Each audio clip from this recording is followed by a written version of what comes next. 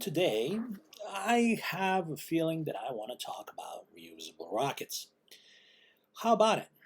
Um, we already have them. It's not exactly something new. But what really makes me suspicious is why are we doing it the way that we are doing it currently? Reusable rockets, as they are now used, seem to always be done in a way where you land back to planet Earth using retro rockets. Now, previous systems have been tried, such as space shuttles, where at least a part of the rocket comes back. And I personally kind of like that system. But such a system requires you to have a pretty big runway. There is an advantage to this particular design in that you can land it on an unsuspecting looking parking lot somewhere in Nebraska, let's say. And that gives it a kind of a military advantage, which is maybe the real reason why SpaceX can blow up as many rockets as it wants and doesn't really need to worry about it. Well, the way I look at it, a system like this, with the ability to land on a flat surface at sea or on land, which doesn't need to be extensively prepared, could possibly be rearmed rapidly. And something like this, where you have a crew come over to a pre-designated location and rearm the missile and have it go up and down, up and down, up and down 10 times instead of once, allows you to deliver 10 times the payload. And that has a certain kind of advantage if you're exchanging thermonuclear missiles and you want to really get the other guy more dead than you're going to be, even though everybody dies in the end. But hey, that's military logic for you. But you can potentially be really smart about it, not use nuclear bombs, but conventionally bomb some faraway country, giving you global reach. The only problem is that you would really make a lot of people nervous who think they might be getting bombed, and there's all kinds of treaties against it, so if it's tried, it could trigger a nuclear warhead exchange, yay. So, nonetheless, I think that if the current systems kept getting designed like this, there is a reason to believe that the militaries of the world have more to do with it than uh, meets the eye at first. So now, let's go back to that space shuttle. Look at that beautiful space shuttle. It's giving me a kind of an idea. Okay, so let's just think about it. The space shuttle has to land on a surface. And yes, you have to prepare a pretty long runway to land a space shuttle. Okay, and maybe that's a great disadvantage if you're trying to surprise people with a nasty surprise. But we have space shuttle when it's landing and it needs wheels and a long, long runway. Now, those wheels they do weigh a certain amount of weight, and it's about 5 to 8%, I believe, of the overall system. But the thing is, that has to go up and down. It's not like fuel, and you have to design it so that the wheels uh, can be deployed through the space shield, and that's not an easy engineering feat. So then you have a lot to worry about. Plus, you have all of the internal structure to worry about regarding where the wheels go, and maybe we would be better off living in a world where there are no such wheels. So, what are we talking about there? How do we land back on the planet Earth? Well, let's just remove these wheels and let's land on a platform. So imagine instead of a runway, You have like a rail, a high-speed rail, and a rail car that's specifically designed to have air cushions, like in this case is imagined as a bunch of air sausages, if you will, lined up. But you can probably do a better job of designing something with a computer. And, you could probably align the speed of the shuttle landing to the speed of the platform with automated control. And in all likelihood, the cushions would give you a softer landing than the wheels. Now, it hasn't been done, and there's all kinds of questions why it hasn't been done. Maybe this is really not such a great idea for reasons that are not entirely obvious to a novice such as myself. But it's also something that adds complexity. And people tend to be fairly risk averse when designing these complex systems. They don't like to do things that look ridiculous, and this certainly does look a bit ridiculous because people are very sensitive to criticism. NASA could have easily done a rocket that landed on its tail with retroactive, with just basically propulsive landings, but well, it has in fact done it in the 90s. But well, all sorts of reasons came about, and they just wouldn't get the funding for such a weird project, I guess. So this is another really weird thing that just sounds and looks risky, and as a consequence, you can't get people who are risk averse to try it. And yes, this thing would probably crash and burn a few times, just like the SpaceX rockets, before you get it done right. But once you get it done right, you save yourself some weight. Now, that weight may be not worth the risk, at least when you first look at this. Okay, it's just 5 or 8%. Who cares? But actually, you can take this idea a little bit further. So, imagine for a second we take away the space shuttle and we add in a rocket, the rocket that was previously going to do retro burns to do propulsive landings. Now, you might still need to do some burning of the fuel up there to slow down, but just imagine for a second when you're coming down, instead of spending a bunch of fuel to crash land into the planet Earth, with those rocket legs hitting the ground at high speeds, lots of stress is involved. The legs have to be designed very well. The rocket needs to be able to handle the stress, and it's still risky. Maybe something more like a landing an airplane would landing of an airplane would work. So what I have here shown is a parachute, but it's a parasailing parachute.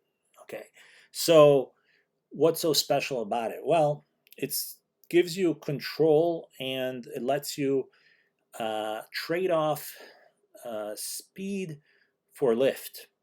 So you can actually see videos of people using parachutes that look like this. And these parachutes look surprisingly small because what these people do is they use when they fall, they deploy these parachutes, and then they use the speed. They pick up speed as they fall with the parachute open, and then when they're gonna land, they land, but they also slide along usually something slippery like wet ground or something like that.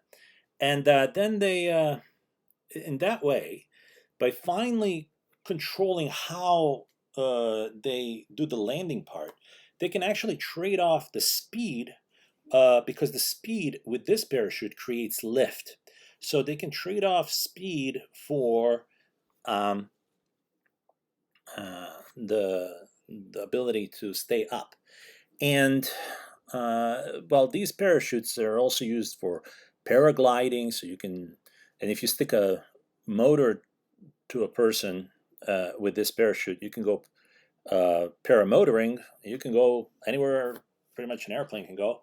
But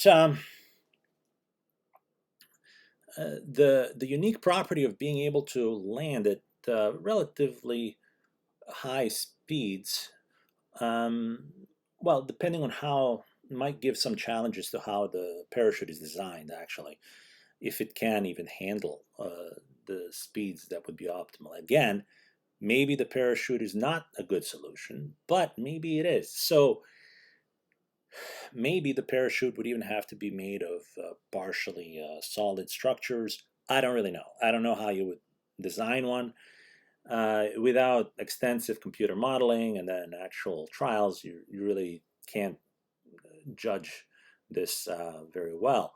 But um, you you can imagine it as an idea. Like you can uh, take this rocket, and the reason why it's all the way connected to the rocket all the way back here is because the rocket engines are very, very heavy, and this part of the rocket is not so heavy. Now the thing is, you can actually use these fin grids for landing, so for steering during landing, or steering when the nose is pointed forward. So it's like a weird situation where your tail is in front.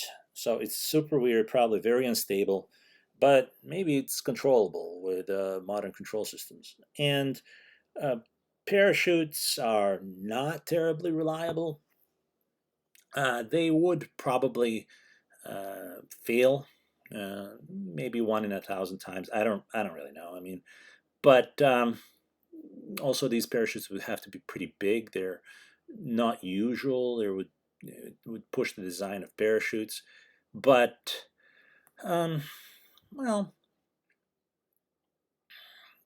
even now, SpaceX rockets sort of fail to land properly and blow up after about 20 times, maybe even less. So it's not unreasonable to have a parachute landing system which does fail, like let's say one in 1,000 times, because it's most likely not going to fail on you.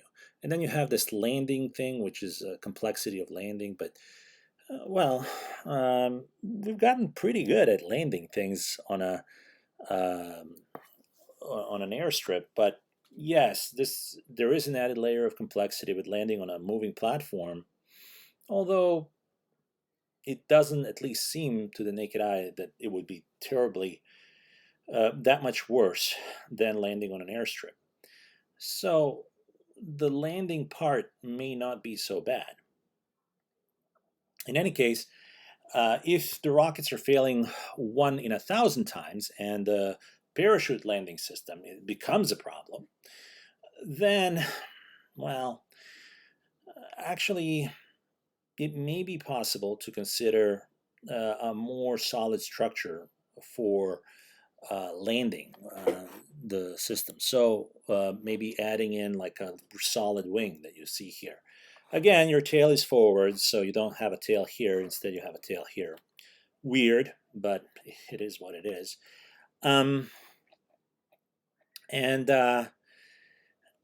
and mm, if you have a solid structure, then engineering sort of is usually better with predicting how the solid structure will move versus a textile that you have to unfold in the air as the whole thing is falling and creating a bunch of turbulence.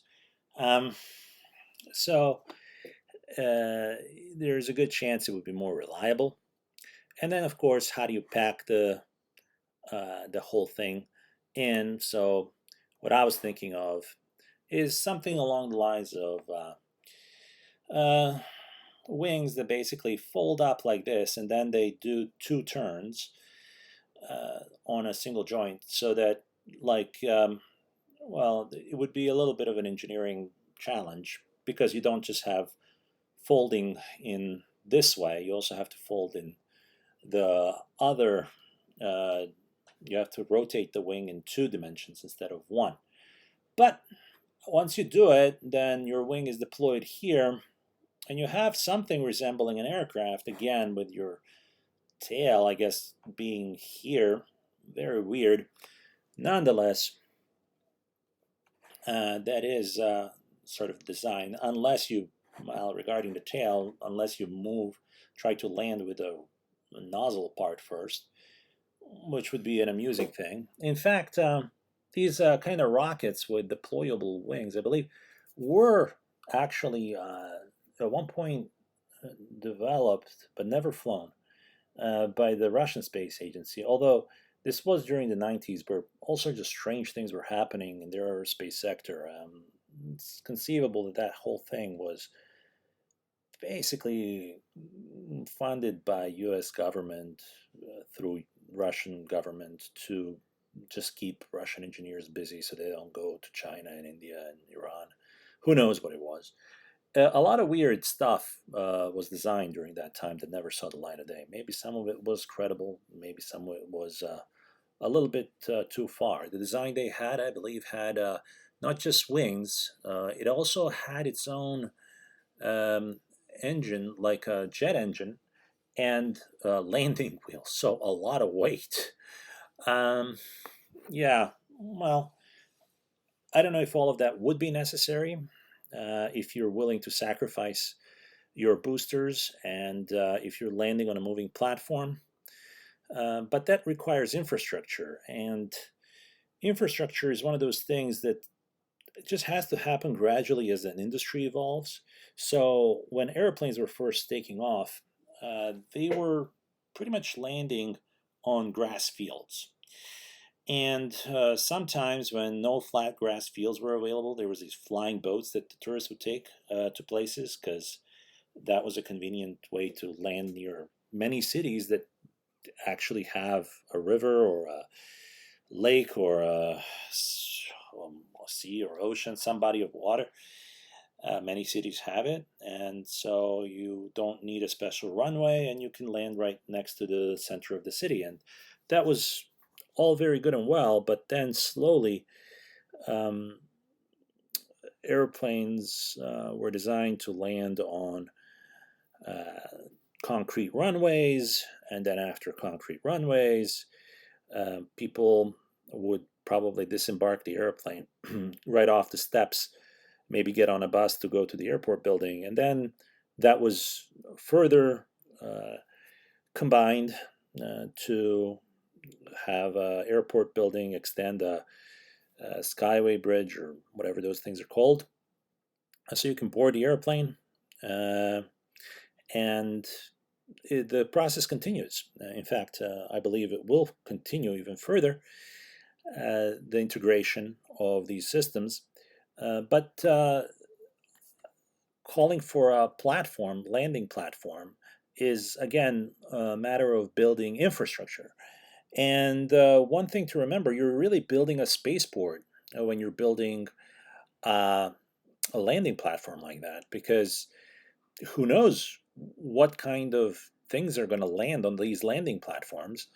Maybe you're going to have different landing platforms for different models of things. Maybe down the road there would be standardization, but that's all fancy, feverish fantasies. Maybe the whole thing is not really workable. Who knows? I would love to see some simulations.